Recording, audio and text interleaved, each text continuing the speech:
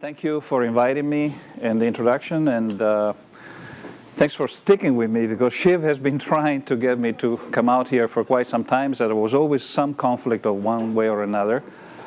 Sometimes I told them that I don't know what to talk about, so we'll skip. And actually, I was planning to talk about something else. The project that I've been working on for a couple of years, which is completely unrelated to 5G. It's about cloud storage, but Tom Richardson beat me to the punch, and he gave the Wolf lecture in the spring about the subject. We worked together. So I said, okay, what do I talk about now? So 5G sounded like the right topic. Although, as a disclaimer, after 30 years at Qualcomm, I went through 3 generations transitions from 1G to 2G. 2G to 3G, and 3G to 4G. So I decided I was going to sit this one out and kind of follow it a little bit from the stands. We have a great team of younger engineers that are working on 5G, have been working on 5G for many, many years. And so I will tell you a little bit of what Qualcomm is doing in 5G, the way we look at it, we think of it, and what we're doing. So it's really a Qualcomm-biased view of 5G, because this is basically what we are working on, what they are working on.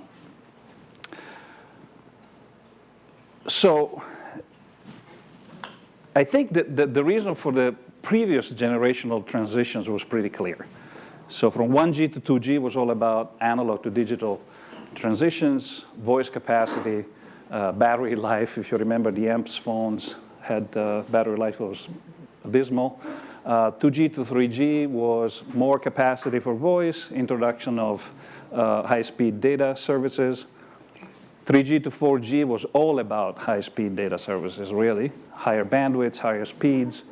So what was 5G supposed to be?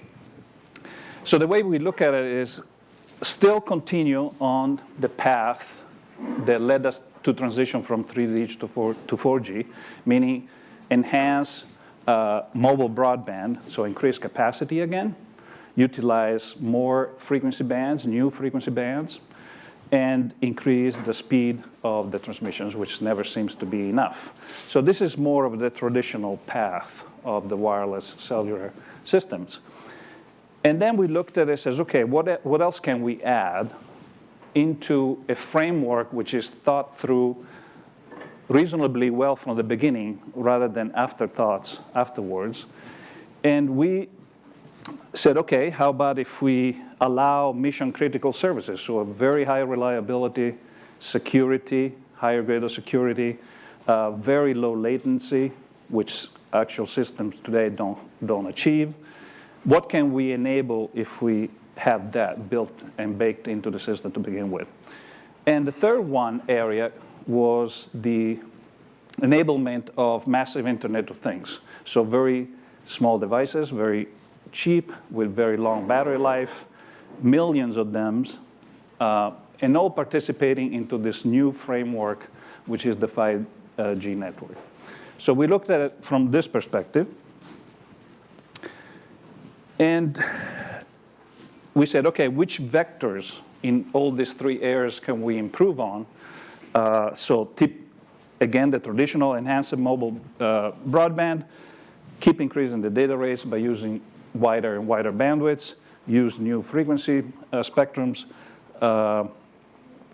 and for the massive Internet of Things, ultra low complexity, very low data rates from these devices, but great battery life, 10 years plus, and very, very large density. For mission critical, stronger security, higher reliability, and very, very low latency. So try to improve in all these vectors. And of course, I did something wrong? Okay. And as you can tell, I did not make these slides. These are some highly skilled marketing guys. And so when you say that, and people ask you, well, what are you going to allow? What new services? So we needed to put some some examples, and actually I think I may be blocking the view here. So for the very extreme high throughputs and high capacities, those are the two examples. For ultra low latency, another couple of examples there, and uniform experience with much more capacity for very high demanding services. So that's one set of potential verticals that this new features can allow. Industrial automation, autonomous vehicles for higher reliability, ultra low latency, robotics and aviation, high availability, smart grid energy, and medical services. So those are examples of what we can do if we succeed in including all these capabilities and features into this new network. So the way we approached this transition at Qualcomm is pretty much the way we approached all the previous three transitions. We look at it like we did in the past. We look at it from a system perspective. Obviously, we're leveraging the experience that we have in wireless system over the 30 years of our life and leadership in chipset development. But we look at it from an end-to-end system perspective. So we participate in the standards from the very beginning. We prototype from the years in advance of standardization. We prototype the technology. We test it. We field test it. We test in the lab. We field test it to learn how it works, so that as we propose, in the standards, we know how it would perform. And we participate. That one is a little less clear, leading global network experience and scale. But we have a very large team, actually, that works with pretty much every operator in the world and helps in network optimizations, in key metric optimizations, works with infrastructure manufacturers, with operators. And so we really have a very good view of how the 3G, 4G networks work, what works, what doesn't work well, what needs to be improved, and so on and so forth. So we really kind of look at it from a very broad perspective. I think, by the way, that this vision of what 5G should be is kind of coalescing now towards what I just described. It's not just our idea at this point. I think everybody's kind of agreeing that this is probably what it should be. And I think everybody also agrees that 4G is not going to go away overnight. It will continue to evolve, just like 3G evolved as 4G came about. Here, there's always the danger. I always tell my guys, always the danger to don't get stuck forever on the older generation. Keep trying to improve and improve and improve, and with diminishing returns, because at some point you can squeeze so much out of an orange, and just let it go and move on to the next one.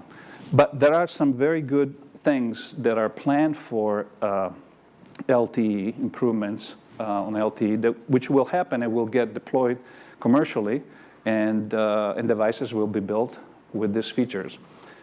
But you can't push it for too long. At some point, you have to move on to the next one. So I think everybody agrees also on this one. There will be a path for improvements for 4G. Companies will build products based on that until we wait for 5G networks and devices to be deployed, probably in the 2020 to begin with, the very early deployments. So we're ready for this series of transitions at Qualcomm. Boy, these are really fancy. Okay. So what is 5G NR? It stands for 5G New Radio. And it's what we're trying to, in the standard, obviously, and we're participating a lot, to design a unified and more capable air interface. That's what 5G New Radio is. So try to tackle all those three areas. Try to do it as well as you can. Try to make it as future-proof as you can. You can't obviously predict everything, but think it through from the very beginning, very carefully, and build this platform which will serve the wireless industry for the next decade. And by the way, the clock is really ticking at 10 years increments. If you think about it, every transitions, a generation transition happens every 10 years. And as I said, I've been there 30 years and I've seen 3, and now the 4th one is coming. So that's what 5G new radio is. A unified air interface for the next decade. That's the way we look at it, but I think everybody else at this point looks at it that way. We're all agreeing that OFDM-based waveforms is the way to go. They were introduced, rightly so, in the 4G standards, and they will stay. Is there anything we can do to make them more scalable, more flexible, and utilize the best possible way? A common and flexible framework to efficiently multiplex services and features designed for forward compatibility. So try to think ahead. You know, it's always very hard to introduce features afterwards as afterthoughts. You have to really, you know, mess around. It's not clean, it's not elegant. So if you can do the best possible job ahead of time, then try to do it ahead of time as much. It's going to pay off. And advanced wireless technologies, new things will happen in 5G. Massive MIMOs is one good example. Higher frequencies, we'll talk about that in a little bit. Millimeter waves. And then we'll talk about a little more about this flexible, self-contained TDD design that we're introducing. Then there is the spectrum dimension. You know, in the past, it's always been focused on license at lower bands, you know, sub-6 gigahertz bands in licensed spectrum. That's what the cellular industry has been focusing on. I think we're obviously with 5G, we're expanding the scope into shared licensed spectrum or even unlicensed spectrum together with the licensed spectrum, but also at frequencies below 1 gigahertz for the Internet of Things, the traditional 1 to 6 gigahertz, and then above 6 gigahertz and millimeter wave are also being worked on. So that's another dimension that is being introduced in 5G that we didn't see in the previous generations. So what we're trying to do and to propose to the standards is an OFDM family of waveforms that is scalable and efficient and flexible. And also new, this resource spread multiple access basically is synonym for CDMA, but this is tailored for the example that I gave before of the massive Internet of Things, where you have, you know, a lot of devices transmitting very little data. So this is a much better way to allow those services to happen. So it has to be asynchronous, non-orthogonal, contention-based access, which is suited for this Internet of Things devices. So we're trying to build in this framework into the overall standard and network. So this is an example of all the flexibility that we're trying to build into the definition of 5G. So scalable in every dimension, scalable in frequency, so we can have much wider bandwidths for signal transmissions, scalable in timing, in the time interval, dedicate resources and resource blocks to specific services, whether it's multicast or it's device to device, which have completely different requirements than traditional base station to mobile device transmissions. Even introduce some blank subcarriers and blank subframes for future use. So you make sure that the devices know that don't listen to what's there because you don't know what is coming, so don't get confused. This is for future use. As I was saying, try to maintain flexibility to introduce new things that we don't even know what they are right now. But at least keep the flexibility in the design to begin with so that in the future you can, in a clean way, introduce that. So for forward compatibility. Mission critical transmissions. So suppose that you have to send a little bit of data and send it right away, well, I can't ask for permission and then get a grant and then do the transmission. So if you need to send it, just send it, puncture it into the waveforms, and make sure that they will get through there and that you're not destroying basically the transmission, you're puncturing on top of it. So build enough redundancy, retransmission scheme for the regular transmissions, and make sure that the mission critical ones can be sent on top of the rest and get through. So as you can see, that the main philosophy here is to try to be as flexible as possible in the design and as future-proof as possible, which I think is a very, very reasonable thing to do at this point. So this is a very busy chart, but it basically is trying to depict the fact that there's going to be so many different things here going on. From millimeter wave, very dense deployments in sports venues and that kind of stuff, massive MIMO for increasing the capacity, vehicle-to-vehicle, low latency, reliable communications, all these sorts of things need to be taken care of within one flexible framework, which is not an easy thing to do, by the way. This is another example of a new approach versus what has been done in 4G. Lesson learned as you go along, then so you introduce new designs in the next generation. So this is what we call a self-contained TDD subframe design, which avoids the delays of transmissions, waiting for ACKs from the base stations, for example, and just do it all in one shot. So, for example, if this is a downlink transmissions of data, then there is a GAR period, and then you can switch immediately, this to give enough time, very short, but give enough time to the device to switch from downlink to uplink, and then send the ACK right away within the same frame, rather than sending the transmission, waiting for the ACK from the base station, and so on and so forth.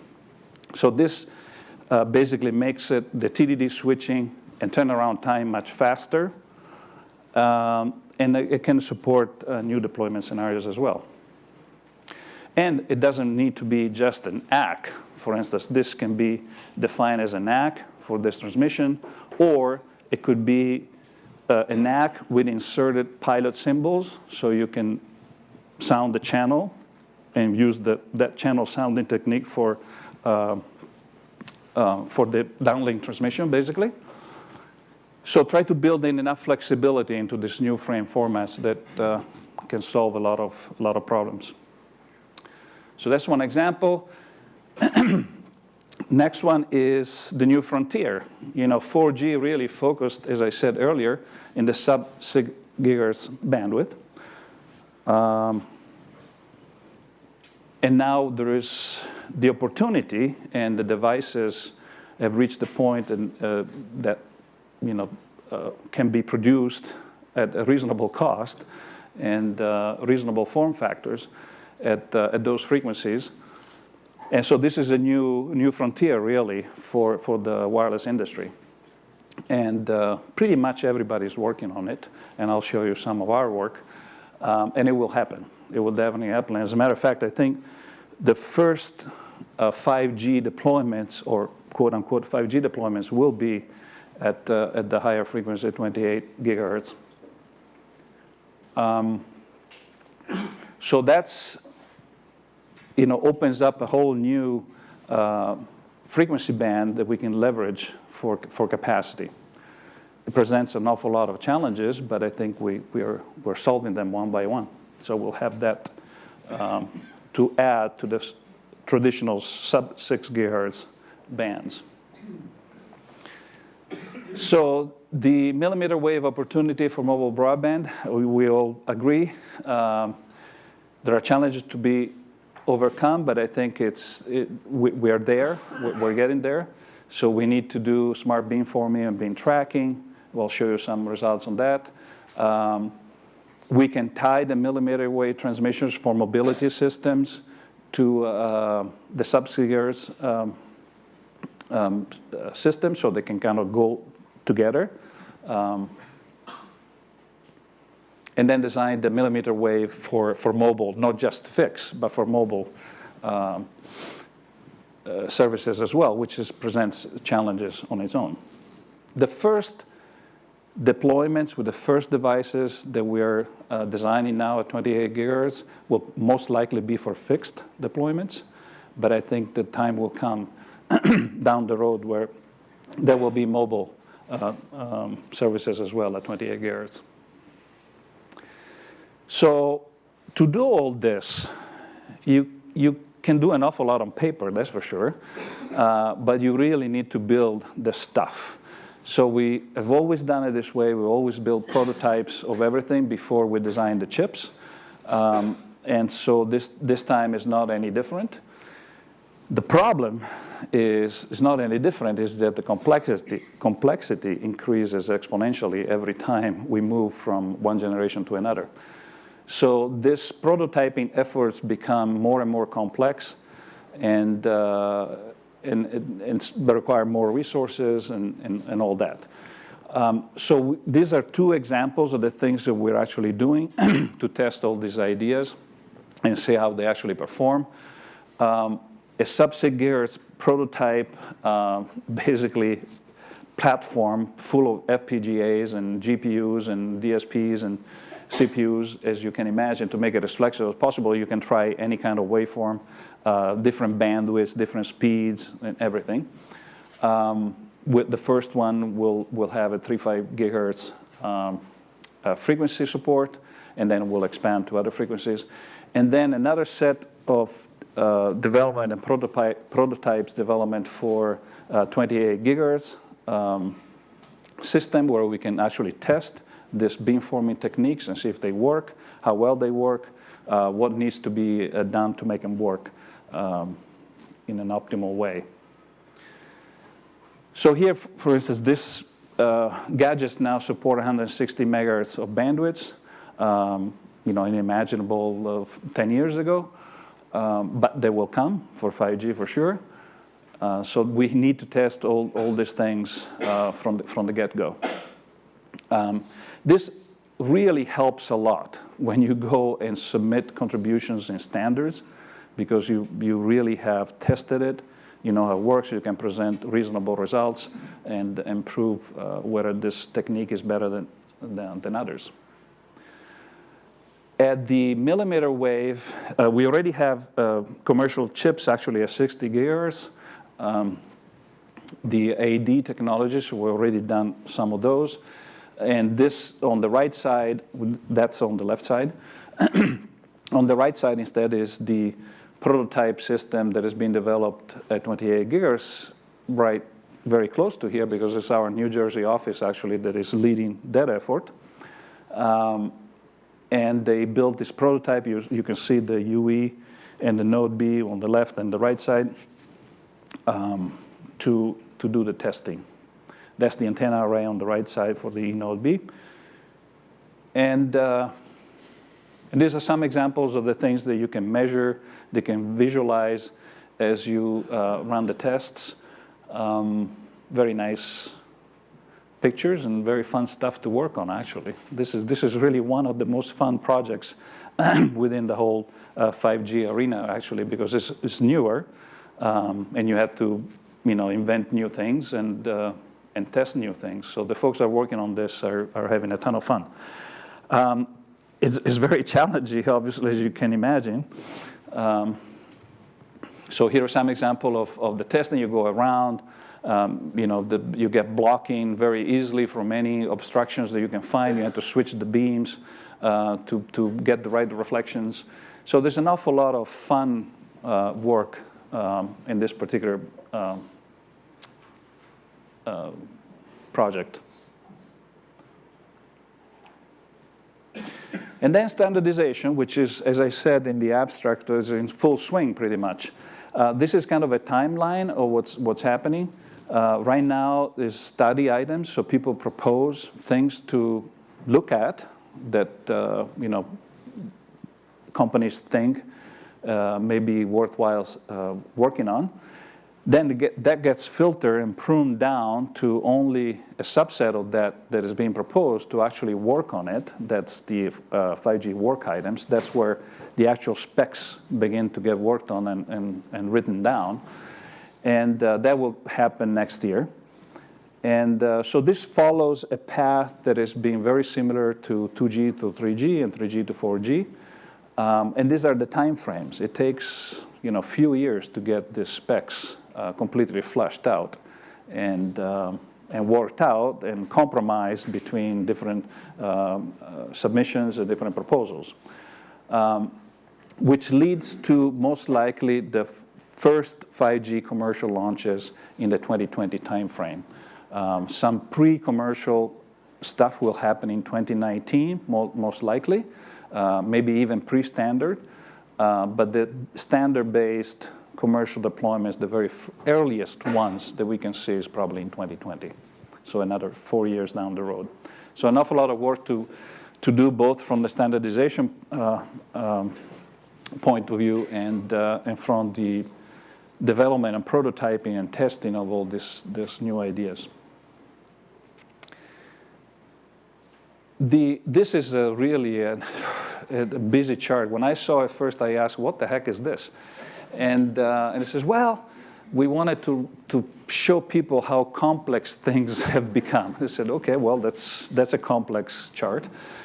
But fundamentally, this highlights all we have right now, for instance, in LTE, the explosion of complexity in these devices. So there are 2,000 plus modem features that we pack into our chips today.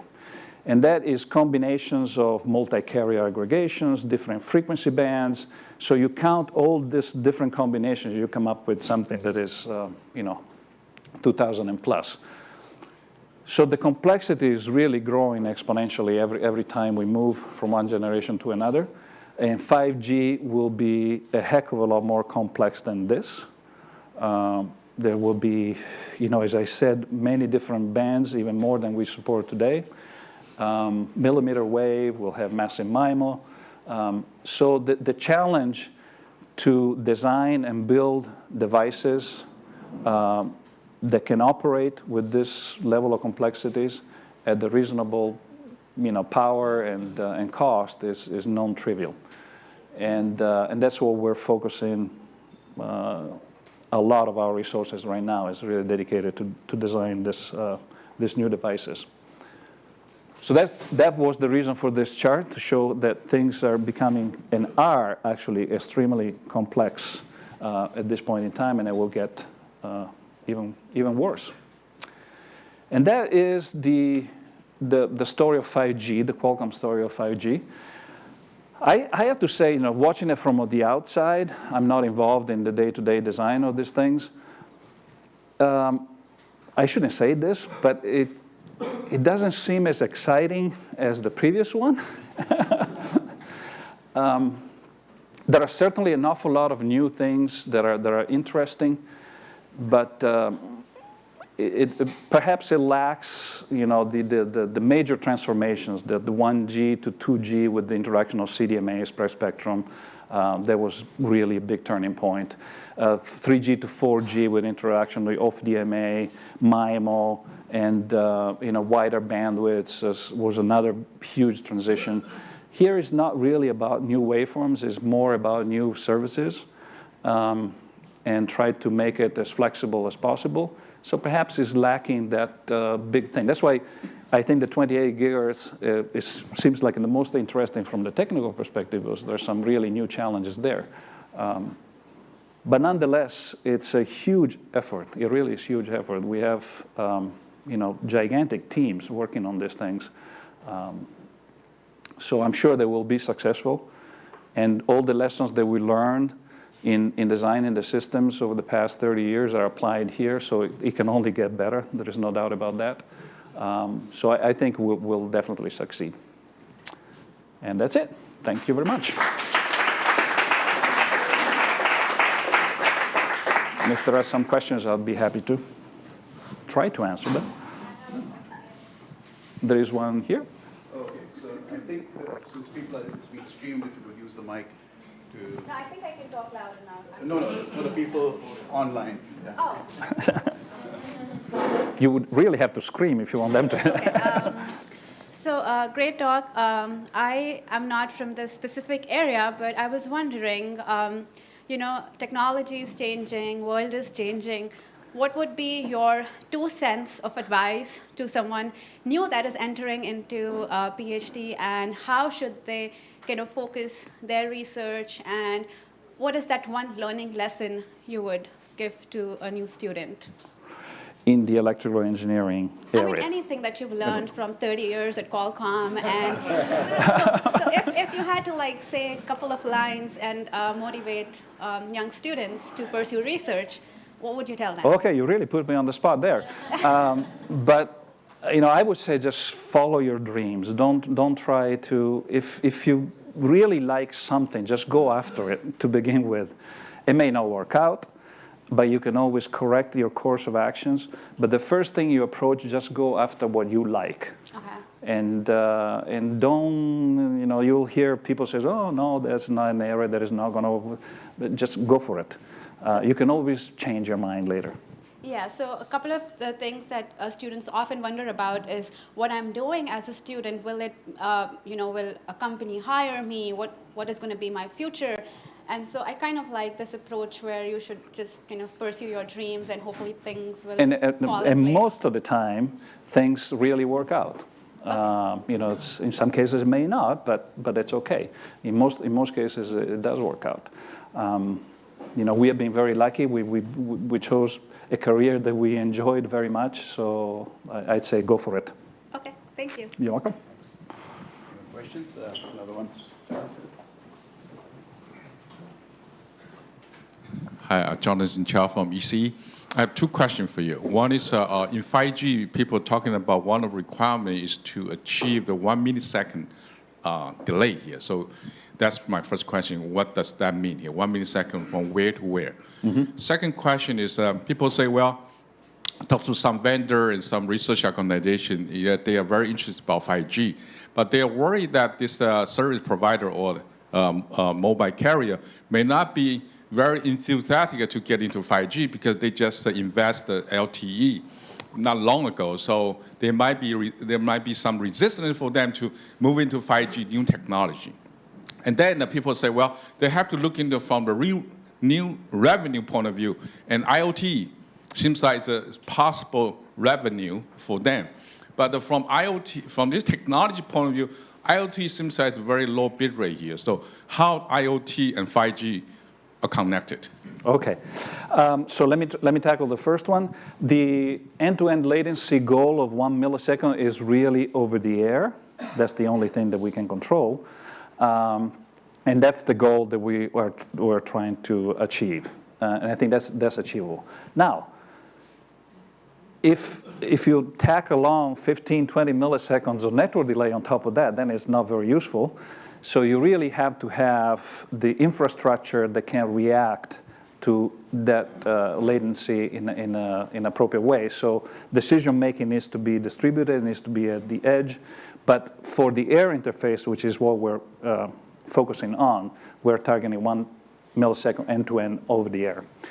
The second one, and will the operators really jump on 5G now that they spent all this money in upgrading their networks to 4G?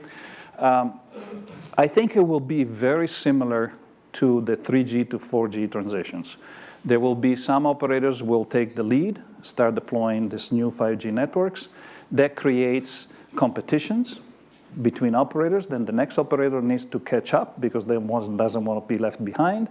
And slowly, these new networks, it will start most likely in the most advanced economies in the US and Europe and China, and then spread across the world.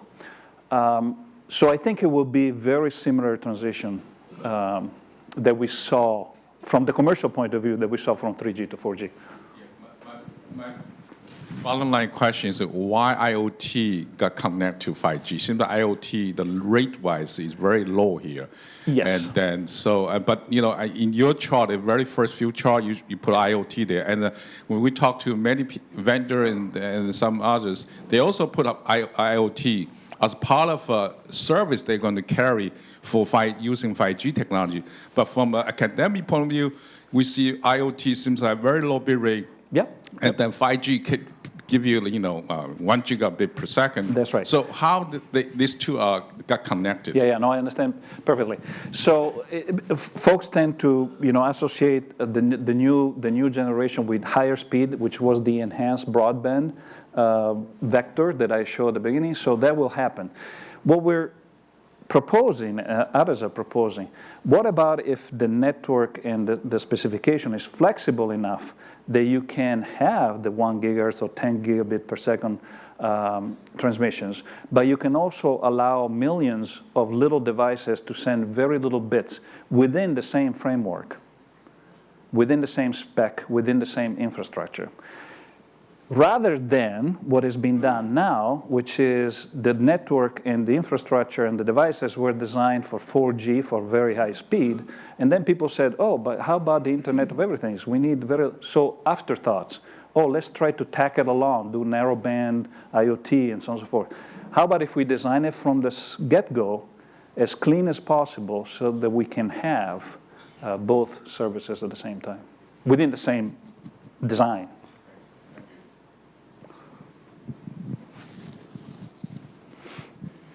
Thank you, Roberto, for that talk and for coming. Something like Shalou asked you, I'll ask you, because the students really could benefit. You lived the American dream. You and the other founders of Qualcomm really changed the world in a very big way. And you said the most exciting things were maybe earlier, and probably the most exciting thing I would guess was in those very early days when you convinced the world that CDMA could work. And you really did something amazing. Can you tell us, when Qualcomm was a small company and you were looking for talent, you were looking for who to hire, what were the attributes that you and the team were looking for in the young engineers that you hired that changed the world? Thank you, and thank you for the question. Thanks for that. So yeah, it was exciting. It was really very exciting time, and I was very fortunate and lucky to be at that point in the right place at the right time. I have to admit that right after we introduced CDMA and Qualcomm became visible on the radar, we really had no problems hiring the best talents in the world because they were coming to us. They were coming to us because Qualcomm had become famous. They were coming to us because we had two of the best known researchers and scientists in the field of communication in the world, Erwin Jacobs and Andrew Viterbi. And I remember getting resumes from the best students at MIT and Princeton and Stanford and Berkeley, so we really had to pick. So we had no problems whatsoever trying to finding the talent. What were we looking for in the student? I think the best thing was, in me at least, all the interviews that I used to do, was passion for what you were doing. You really liked what you were doing. When a student comes and interviews and explains their PhD dissertation stuff, you can tell whether it's passionate about it, he really loved it, or I had to do this and blah blah blah just to get a degree. You can tell right away. Passionate about what we're doing, and in a company, you really want people that can work well in teams. You can't solve nothing really by yourself when you tackle these complex systems. So those were the two things that I used to look for. But we were very lucky. We really could hire the best minds.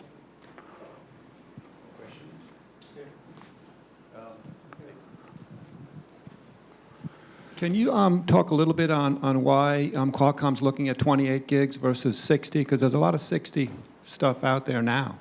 I'm just curious. As a matter of fact, I pointed it out maybe very, very briefly. We already are producing devices 60 gigahertz for the 11AD standards. As a matter of fact, I think we were the first ones with those devices. So we continue to work on that side as well. We have commercial chips already available for 11AD. The prototyping for the 28 gigahertz is really directed to the first commercial deployments that operators are asking for, which are at 28 gigahertz. So when they ask for, you really have to do it.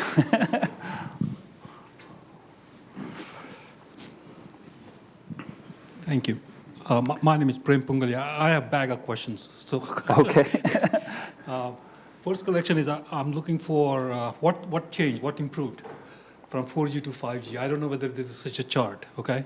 And I'll ask you from user perspective or from a carrier perspective, cost of deployment.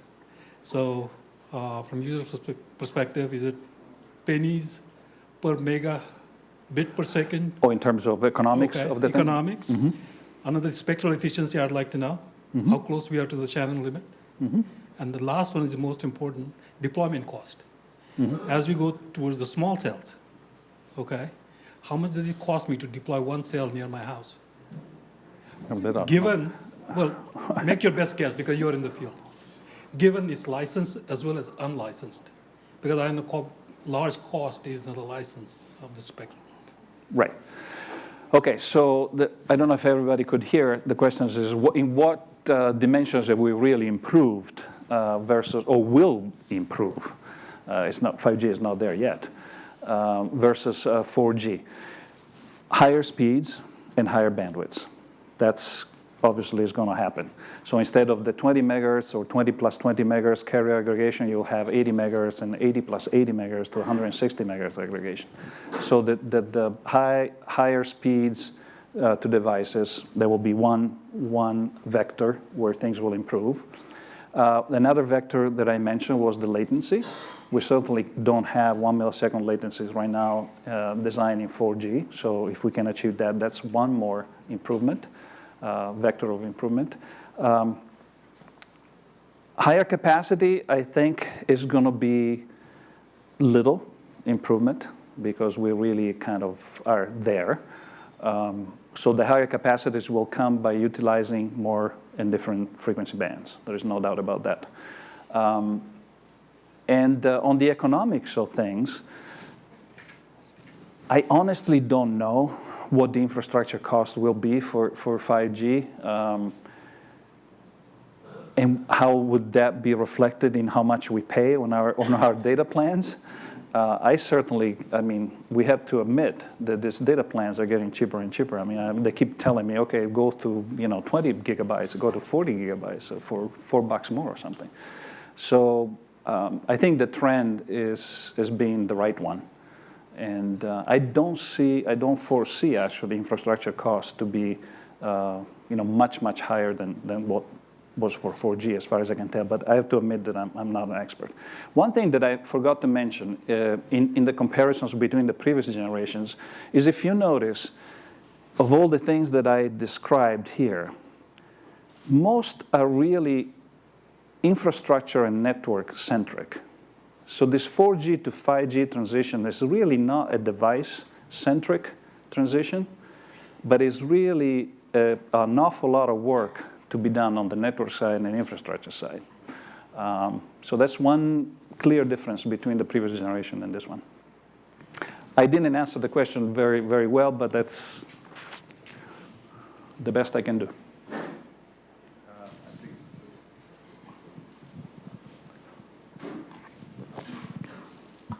Thanks for your talk. Is it logical to say like 5G is enabling virtualization of air interface, similar in lines with USB-C standard? Sorry, can you repeat it? I didn't quite catch it. I mean, is it logical to say 5G is enabling virtual air interface, like you have a single framework and you can have multiple protocols sitting on top of it, similar to what Intel is doing with USB-C standard? Yeah, I think that's fair to say. It's really the philosophy there was, build the system and design the system as flexible and future-proof as possible. That's basically the way we looked at it.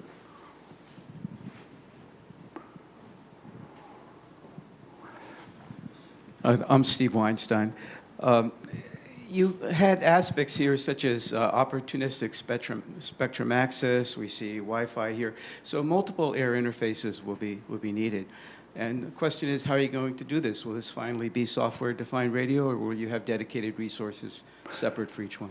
On the device side? Yeah. On the device side. On the device side, we'll pack as much as we can. And whatever the technology allows us to do, that it will end up there, because it always proved that aggregating as much as possible on the device side, it pays off. And actually, from that perspective, complexity is pretty good because there are very few people that can actually do it. And so I can see support for new bands ending up into the device. You know, there's already a slew of band combinations that we support on devices. There will be even more. The unlicensed, you know, just like now there's 4G and Wi-Fi basically all aggregated in the same device, there will be 5G, Wi-Fi, 28 gigahertz eventually, and all that, and that will end up in the device. So we'll try to integrate as much as we can. Yeah, but in software, you program these different area interfaces? Not on, I mean, on the device side, no, for sure. No. That will not work. On the infrastructure side, it's a completely different story. Hello, I'm a new MS student. My question is, I have heard like 5G, there are many techniques like millimeter wave, massive MIMO, device to device, but I want to ask like in 4G, the main heart of the 4G, like it was OFDM. So in 5G, we are also using OFDM, the same technology, or is there any miss on that side? What is the heart of 5G? No, it's as I think I tried to explain in one of the slides, everybody agrees that OFDMA was the right structure. And I think there is no discussion on that. If you want to go to wider and wider bandwidth, if you want to support MIMO, that is the best possible way to do it, is to use OFDMA. So what is being proposed in the standards is to make that waveform more flexible, so have scalable bandwidths, and define them upfront, you know, the scalability of the waveforms and the fragmentation of the resource as well. But fundamentally, it's going to be OFDMA. No doubt about that. Unless somebody comes up with something that nobody has thought of. There is still time. But I doubt very much that will be the case.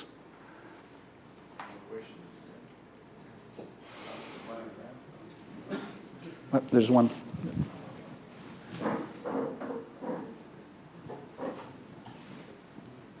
See you through. Hi, that was a wonderful talk. Thank you for that. There's one question I want to ask, especially for the latency. So do you think using techniques at the network layer, like TCP and the IP, would they work for IoT, or do you suppose there would be something very different coming up, or just some minor modification to the existing standards that are there? Okay, that's a good question. I have to be very honest. I don't know exactly what the answer is to that and what people will propose in the standard to support those things. The thing that I mentioned was just the multiple access technique that at least Qualcomm is going to be proposing, something that is very similar to CDMA, so asynchronous contention-based type of access, which is the right thing to do for when you have many devices, you know, sending a little bit of data. But I really don't know what will end up happening in the standard. Another question, John. Since you mentioned that the transition from 3G to 4G, the network played an important role to facilitate that happen.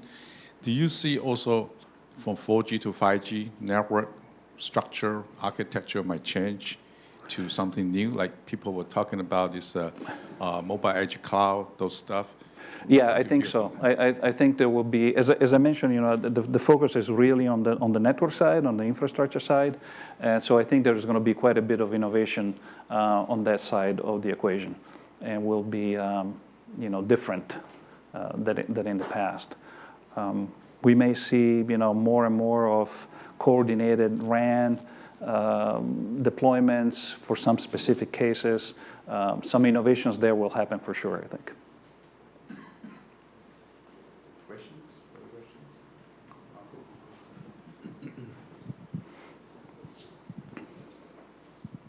Thank you, Roberto, for the talk. A personal question. Out of 5G, what is the most exciting project within Qualcomm? I would say that the 28 gigahertz prototyping effort, I think, is probably the most fun. Okay. And the one that has the most challenges and the things, the most problems that you need to solve, Good. and the most rewarding problems to be Okay, solved. that's good news because that's Because- good news. yeah. And then I have a second. I'm in the question. right spot. Exactly, exactly. About device to device, I remember Qualcomm a few years ago was pushing a lot with LTE Direct. Yes. But I lost track. Is that happening? Is that I was very excited personally about that Yeah. project, but I didn't hear much about. Is this? You're not the only one that hasn't heard an awful lot. So what he's referring to is we had proposed a device-to-device transmission, and I think it was a very clever design, actually. And we proposed it to the standards as LTE Direct, became the name, basically, LTE Direct. But nobody really found a commercial applications that could make a good business case. I think that's fundamentally the reason why it's kind of faded away. The folks that latched onto it, rightly so, because they really need it, is the public safety people. Because public safety people need device-to-device communication. As you know, right now it's like a hodgepodge of completely different standards and radios and so on and so forth. Walkie-talkie and that kind of stuff. So if you wanted to do, broadband transmissions from device to device and so on and so forth, it was good. So public safety is really the only, the only folks that are really following the standard. They're trying to push it in the standards, but they don't have, enough resources to push through these things. There is an awful lot of inertia from the commercial companies that have to build these things because the volumes there are very little, so there is no economic incentive to go and do it. So that's why things are very slow. Very slow in the overall public safety arena. As you know, we are trying to deploy a public safety network in this country. The spectrum is being set aside. The auctions have provided the funding now to fund FirstNet, which will be the public safety, but the obstacles there are quite large in terms of standardization efforts and commercializations of products, and so that's why it's kind of faded away. Fundamentally because there was nobody found a good business case that could make that succeed.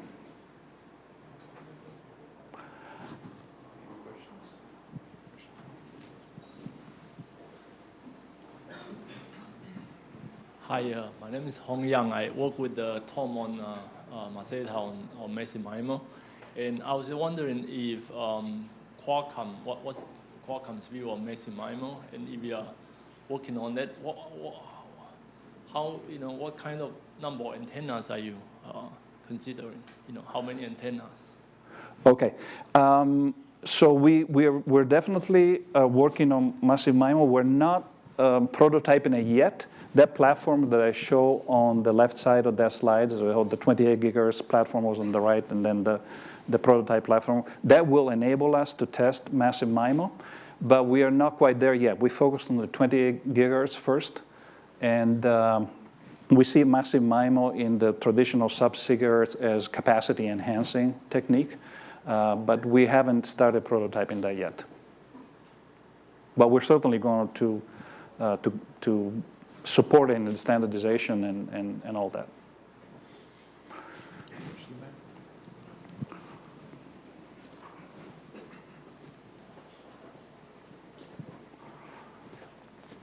Thank you for a wonderful talk. So I just want to know from a user perspective, like how expensive will be the user equipment device will be? Like from a 4G, we can get a device for $200. So what about 5G devices? I think we probably need to ask Apple for that one, but I really don't know. I really don't know. The first 4G devices were obviously more expensive than the previous generation. This one at the beginning will be more expensive, and then as always, as volumes increase, then the prices come down and will follow the same path, typically up in price and then come down. Because we're trying to merge like 4G and 28 gigahertz, so a lot of technology is involved, so I think it will be expensive. Yeah, no, as I said, the complexity keeps increasing because remember that we also have to support all the previous generations too. It's not that we're designing chips that support only 5G. So all the stuff that I showed that and the modes of operation for 3G and 4G, and even 2G, needs to be supported. So this thing just keeps growing exponentially, pretty much. It's very rare where we can actually drop some features. Occasionally now it says, well, this feature for 2G we can drop, so we don't support it in hardware or software. Or this one's for 3G we can drop finally, so we can free up 0.5 millimeter square of silicon for more stuff. But so the complexity will grow, so the cost will be higher, no doubt about that. So remember, at least I've stopped buying cameras anymore, so there's some savings also with these That's right. smartphones. Any more questions? Yeah.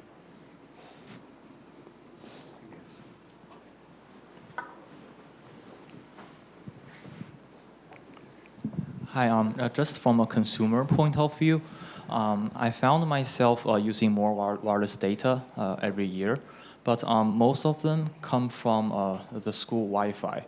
And I think even for future 5G or IoT devices, most of them are going to be indoor and stationary.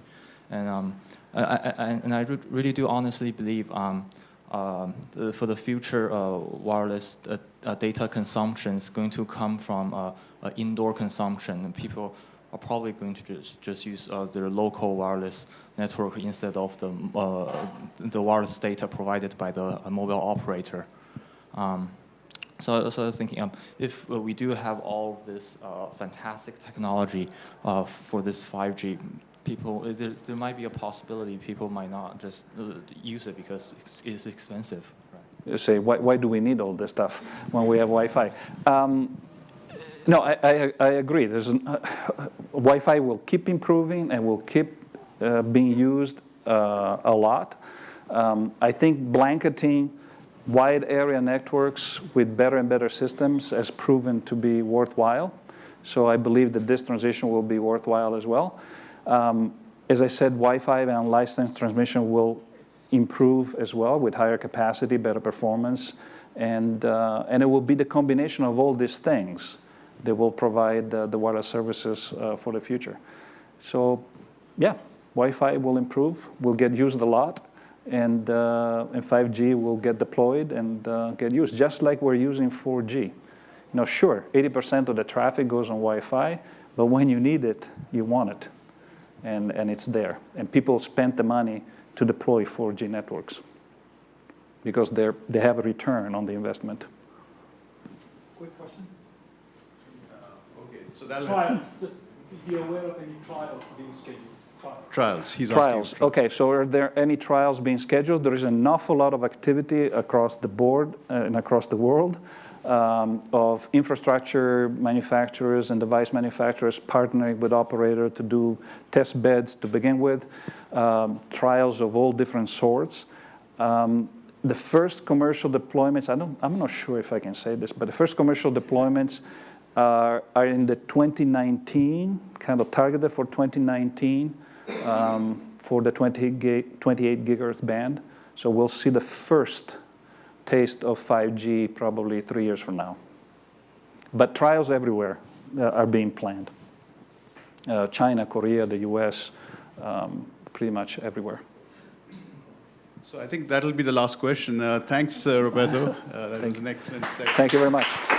And if I could just add one thing, and one thank to Toby for sponsoring this lecture series. And Yes, thanks for coming. Thanks as well. Thank you.